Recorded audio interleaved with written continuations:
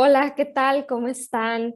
Yo soy la doctora Catalina Duarte y en esta ocasión tengo como invitada a la doctora Itzel Fernández, quien es cirujana general gastrointestinal y cirujana bariatra, fundadora y directora de la clínica Obesity Solutions en la Ciudad de México. Y es un médico que admiro yo muchísimo por el trabajo que realiza hacia las personas con obesidad y sobrepeso. Por eso quise invitarla para que nos acompañe en esta plática que nos vamos a enfocar a conocer un poquito más sobre la obesidad, pero quisiéramos ver un enfoque un poquito distinto, un poquito menos frío, y yo creo que con la experiencia que tiene la doctora nos puede nutrir ampliamente en este tema. Bienvenida, doctora Itzel.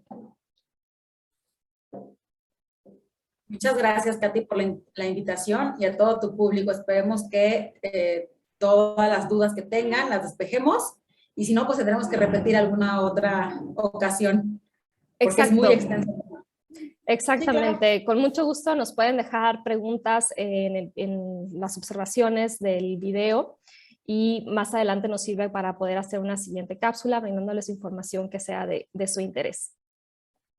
Y pues bueno, Itzel, yo te quería preguntar, ¿qué es la obesidad? Tenemos esta definición como muy sencilla de la OMS que te dice, si tienes un índice de masa corporal por arriba de 26, tienes sobrepeso, arriba de 30 tienes obesidad.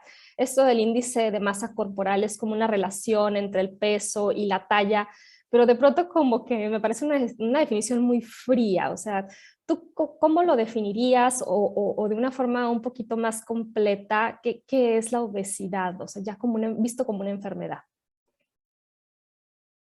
Bueno, como tú bien lo dices, la OMS define obesidad arriba de 30 kilos sobre el metro cuadrado. La verdad es que es una definición bastante escueta porque tenemos que ver que hay razas como los asiáticos que son muy bajitos y que para ellos la obesidad pues no tendría que ser por metro cuadrado y tendríamos que no determinarlo por la altura.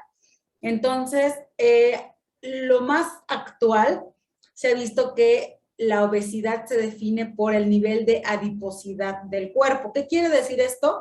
Que el porcentaje de grasa que tengamos nosotros es lo que define si nosotros tenemos obesidad o no. Desgraciadamente, la OMS y esta definición se ha tenido que quedar para marcar como un nivel de aquí para arriba.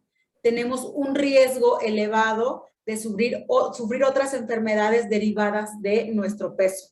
Ejemplo, cuando aumentamos en obesidad grado 1, tenemos un riesgo mayor de tener diabetes, de tener infartos, de tener litiasis renal, vesical, y en otras enfermedades como infartos al miocardio y síndrome metabólico del que tanto padecen las personas con obesidad. Entonces, la OMS tuvo que hacer esta definición, pero actualmente la adiposidad, que es el porcentaje de grasa que tenemos en el cuerpo, es lo que más define si tenemos este riesgo elevado, ¿no? ¿Por qué? Porque el peso puede derivarse de muchas cosas, sobre todo de músculo, de grasa, de líquidos corporales, de material óseo, de minerales, y obviamente esto no sería obesidad, solamente lo define obesidad como el porcentaje de grasa elevado en el cuerpo. Sí, es correcto. Yo creo que a muchos médicos nos ha tocado esta experiencia en el consultorio, ¿no? Donde de pronto te llega un paciente que por índice de masa corporal tiene obesidad, pero resulta que es a lo mejor fisicoculturista y es puro músculo lo que le está dando el peso. Y tú dices, bueno, pues es que no tiene grasa, o sea, por aquí sí dice obesidad, pero pues no es obesidad, ¿no? Entonces sí, definitivamente esto del porcentaje de grasa es mucho más congruente, ¿no? ¿Y qué factores de riesgo tenemos para desarrollar obesidad o sobrepeso? A veces como que queremos de pronto atribuir a muchas cosas, pero realmente la obesidad, ¿cuáles son los factores de riesgo que nos llevan a desarrollarla o que nos pueden llevar a desarrollarla?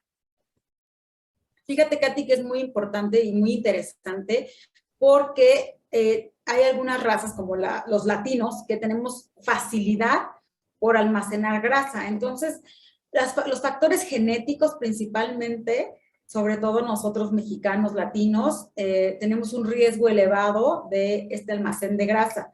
Otros factores, pues, es el sedentarismo, es la mala nutrición, o sea, el no saberse nutrir de manera adecuada, el tener ayunos prolongados, algunas cuestiones psicológicas importantes, por ejemplo, ahora en la pandemia, pues la mayoría de las personas tenía ansiedad y esta ansiedad la calmaba ingiriendo alimentos. Entonces, muchos factores psicológicos relacionados ya con la genética y con el sedentarismo hacen que la enfermedad se pueda expresar. Sí, exacto, ¿no? Entonces, a veces esta herencia de malos hábitos de alimentación también. Pero retomando un poquito esto de la ansiedad, que efectivamente ahorita con la pandemia yo creo que ha sido una explosión de emociones para la gran mayoría. Esto de la ansiedad yo creo que es de los principales detonantes, ¿no? También tener eventos de depresión, por ahí como esta tendencia a veces a la adicción, a buscar el alimento, no sé si quizás como supliendo una adicción, no sé en tu experiencia, ¿por qué acabamos buscando el alimento, ¿no? O sea, ¿qué nos hace tener esta hambre de búsqueda por alimento, ¿no? En exceso, más allá de lo que sería sano, digamos? así es. Bueno, esto tiene que ver mucho también con la primera infancia. De hecho, ya buscando en algunos pacientes que han tenido o que tienen tendencia a las adicciones, se ha visto que tienen periodos de ansiedad porque en la edad muy temprana, al año, a los 2 años, no tenían como un entorno seguro. Entonces, estas personas generan una ansiedad que al final en la edad adulta se va a despertar como una ansiedad y pueden tender hacia las adicciones, hacia alcohol, drogas, comida, juego, etcétera, ¿no? Entonces, es difícil saber si alguien en su primera infancia tuvo esta cuestión. Lo único que se detona es ansiedad en la adultez y, como bien lo dijiste, la comida es como una adicción, ¿sí? Igualmente que cualquier otra, y debe ser tratada como tal, con un equipo multidisciplinario. Sin embargo, ahora, por ejemplo, en la pandemia, cuando nosotros tenemos ansiedad, hay personas que lo canalizan comiendo. ¿Por qué? Porque de bebés, cuando el niño toma su leche o coma comida, lo asocia con tranquilidad. Se sienten a salvo, se sienten tranquilos, se sienten seguros. Entonces, por eso mucha gente en la pandemia empezó a sobrealimentarse y por eso aumentó muchísimo la obesidad, tanto infantil como en adultos. Sí, más aparte de esta Así. limitación a veces para hacer ejercicio, ¿no? Tanto por las restricciones como también secuelas a veces de la propia enfermedad que a veces les limitan recuperar el ejercicio como lo tenían previamente, ¿no? Así es. Y hay algunas creencias que tal vez nos pudieras compartir, yo creo que más desde la experiencia de tu consulta, de platicar con los pacientes, estas creencias que tenemos sobre la obesidad o sobre nuestros hábitos de alimentación. Por ejemplo, yo platicaba luego muchas veces con algunos pacientes que también tengo ya varios años viendo temas de obesidad y estas ideas que tenemos también, como dices, desde la infancia también de si no te acabas toda tu comida, no te puedes levantar de la mesa y de pronto a lo mejor era porque antes era un concepto de saludable, pero ahora nos damos cuenta que quizás nos enseñaron a comer más allá de la saciedad, ¿no? A ignorar la saciedad y llenarnos a veces de más, ¿no? O este concepto de antes, del niño gordito, rosadito, que era sano, cuando hoy sabemos que quizás no eran hábitos tan recomendables. No sé si en tu experiencia alguna otras de estas ideas con las que tienes que combatir o hacerle ver a tus pacientes para cambiar ese pensamiento, ¿no? Sí, de hecho, muchos de los pacientes traen creencias así, de que no pueden tirar la comida, de que les decían sus papás de que cómete la comida porque los niños de Somalia no tienen que comer. Lo Puedes que bien donar a la dijiste. OMS en línea. Yo también batallé No con puedes eso. donar a la OMS en línea, por Sí. favor. Pero se graban de niños tan fuerte que siguen de adulto girando tu vida. Así es, siguen y siguen, y a veces no decimos, ay, stop, voy a ver qué, o sea, voy a poner en tele de juicio todo lo que me dijeron. si nos seguimos y seguimos con la creencia. Aparte, Katy, traemos unos genes que no han cambiado del todo, o diría que no han cambiado del nada, genes de escasez de comida cuando los hombres tenían que buscar y tenían que cazar el alimento, tenían que comérsela, o sea, toda la comida porque no había refrigerador, no había cómo conservar los alimentos, entonces tenían que sobrealimentarse y pasar periodos prolongados de ayuno en lo que encontraban otra vez comida. Entonces traemos genes de escasez de comida con una abundancia de comida. O sea, ahora te encuentras comida en todos lados, a todas horas, y no se diga los carbohidratos, ¿no? O sea, dulces, pan, tortilla, pizzas, nada más mueves un dedo y ya está la pizza a tu casa. Entonces, traemos unos genes tremendos con, aparte, falta de movimiento y unas hormonas que, como bien lo dices, de la saciedad, que nos enseñaron a ignorarlos por muchas cuestiones, ¿no? También los papás, come y come y come, por favor, hijo, come, por favor, y come el avioncito y en la tele y no sé cuánta cuestión. Entonces, la leptina, que es la hormona de la saciedad, muchas veces está anulada, no la sentimos, y aunque hayamos comido, necesitamos más comida, ¿no? Entonces, es bien, bien difícil mantener un peso adecuado por todas estas tipos de hormonas, ¿no? Que tampoco las tenemos en sus niveles normales. Sí, exacto, ¿no? Y me parece que hasta que el estómago no alcanza un nivel de plenitud, o sea, hasta que no se llena el estómago a cierto nivel, como que empiezan a echarse a andar y todavía tarda como unos 10, 15 minutos en hacer efectos, si mal no recuerdo, más o menos así es, cómo funciona. Mira, hay unas hormonas implicadas, Katy, principalmente la insulina, que cuando tenemos un porcentaje de grasa alto, tenemos una resistencia a la leptina. Se dice que una diabetes se manifiesta casi después de 8 años de que tenemos una resistencia a la insulina. Entonces, esta resistencia a la insulina va a venir cuando tenemos, o cuando empezamos a tener un porcentaje de grasa, tenemos una disfunción de la célula grasa, lo que hace que haya una disfunción de la insulina. Esta insulina hace que tengamos más ganas de comer carbohidratos y esto empieza a ser el síndrome metabólico, ¿no? Desde sus primeros inicios. Aunado a esto, tenemos un porcentaje de células grasas altas, ¿sí? Que tienen 100 veces, 100 veces en la capacidad de aumentar su tamaño. O sea, si tenemos una célula grasa, puede aumentar 100 veces. O sea, si pesamos 70 kilos, podemos pesar 7,000 kilos. O sea, esa es nuestra capacidad de aumentar el tamaño de la célula grasa.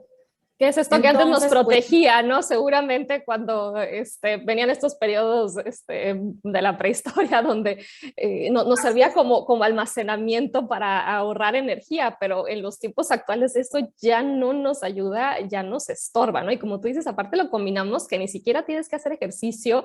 En aquella época de las cavernas tenían que caminar distancias enormes, ¿no? Para cacería, siembra, lo que sea, ¿no? Entonces la actividad es totalmente diferente.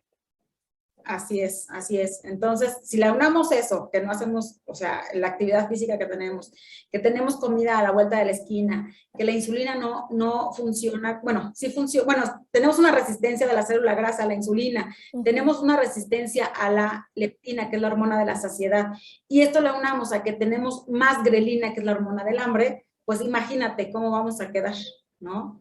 Entonces, muchos de mis pacientes me dicen, es que todo el mundo piensa que la obesidad es nada más un desorden estético. ¿Sí? Un capricho. O sea, un capricho, es que porque no tienes voluntad, es que ya párale de comer, vete al gimnasio.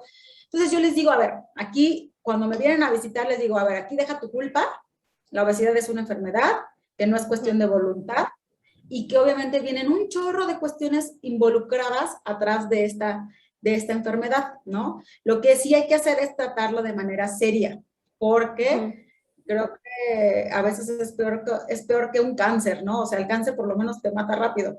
La obesidad es una enfermedad que va goteando y que altera tu calidad de vida completamente, provoca otras enfermedades que son mortales y que trae consecuencias a largo plazo.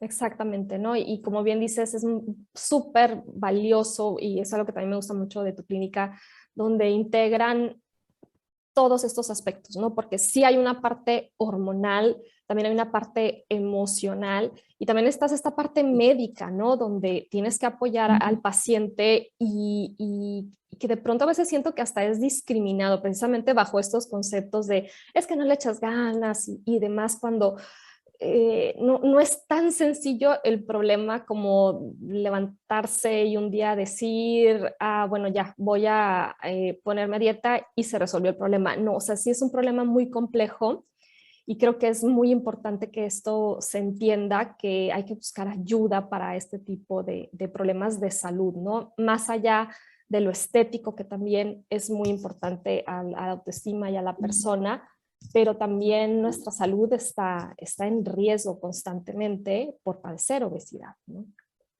Y en cuanto a Sí, los es, fíjate que tratamientos, ajá, sí, perdón.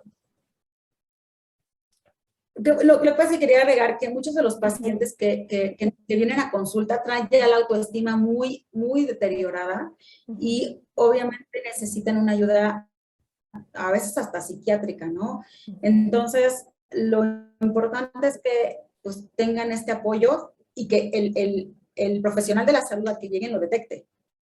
Sí, exactamente.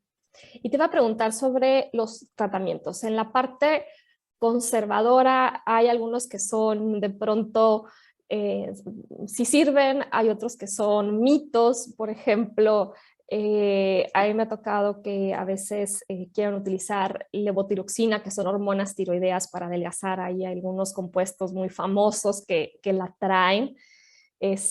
No sé tú qué opinas de esto. Vamos así como rápido, ¿no? De sí, no, Sí, levotiroxina para sí. adelgazar, No. no. Mira, la verdad es que antes, o sea, lo primero que tenemos que hacer es evaluar el grado de la obesidad. No es curable, no se cura, no hay forma de curarla, pero sí se controla, ¿sí? Entonces lo que tenemos que hacer es tomar la enfermedad como una enfermedad que no es curable, pero que sí es controlable y ver las causas individuales que están causando esta situación. Como te decía, hay pacientes que genéticamente están predispuestos, hay pacientes que psicológicamente tuvieron alguna cuestión emocional y que detonó que se expresara la enfermedad, o hay pacientes que vienen y vemos que a lo mejor no tienen una cuestión psicológica, tienen una cuestión genética, pero su cuestión metabólica, o sea, de hormonas, está completamente alterada, ¿no? Sí. Entonces, lo primero que hacemos es valorarlos, subirlos a un analizador de la composición corporal, vemos cuánto es de grasa, cuánto es de músculo y les pedimos laboratorios. Obviamente, dependiendo del grado de obesidad, es el tratamiento, porque entre peor sea el grado de obesidad, pues más agresivo tenemos que tratarlo. Como bien decías, hay fármacos como la levotiroxina, que no son para bajar de peso. Lo único que hacen es aumentar el metabolismo en pacientes que tienen una alteración de las hormonas tiroideas debido a una enfermedad tiroidea. Pero para bajar de peso no tendríamos por qué dar una hormona tiroidea, que a la larga, si lo damos, va a tener una repercusión en la hormona, en la glándula tiroidea, y esto va a hacer que necesitemos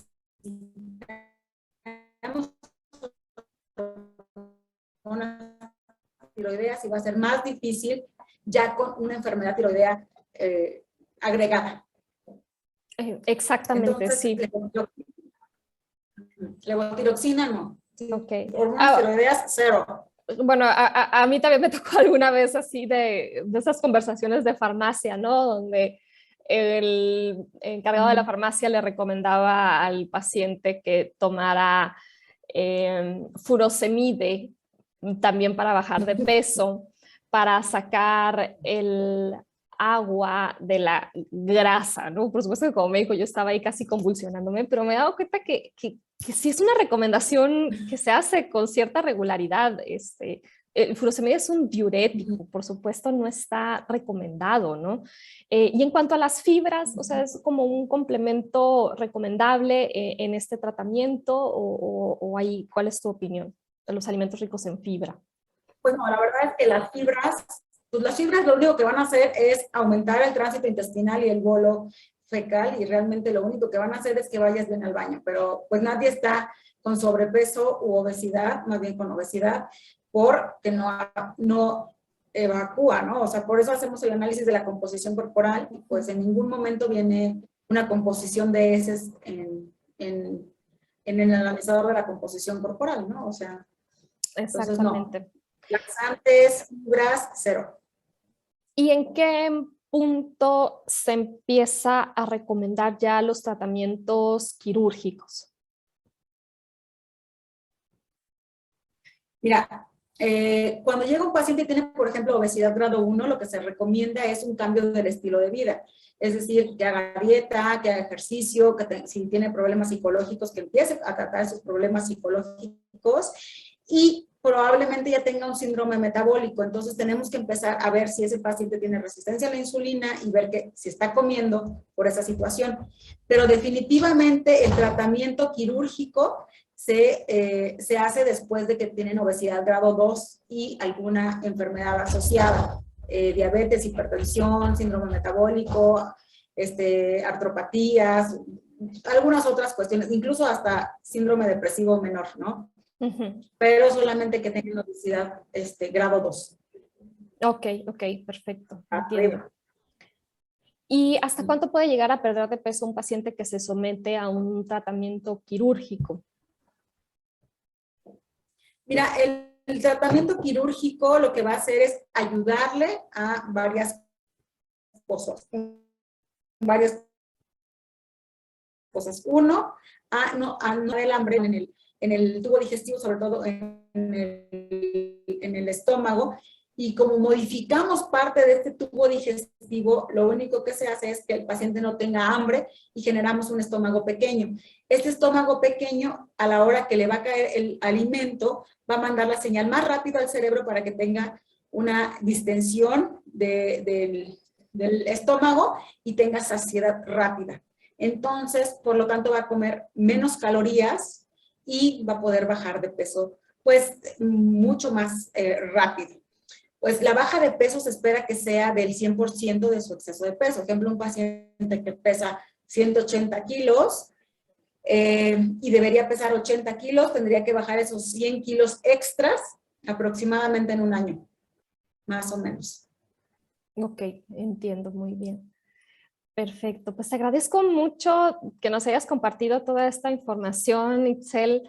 Yo creo que seguramente se van a generar muchos comentarios, muchas dudas, que como les comentaba, déjennoslos en los comentarios del video para poderlos responder seguramente más adelante en una nueva cápsula, que me encantaría tenerte de nuevo.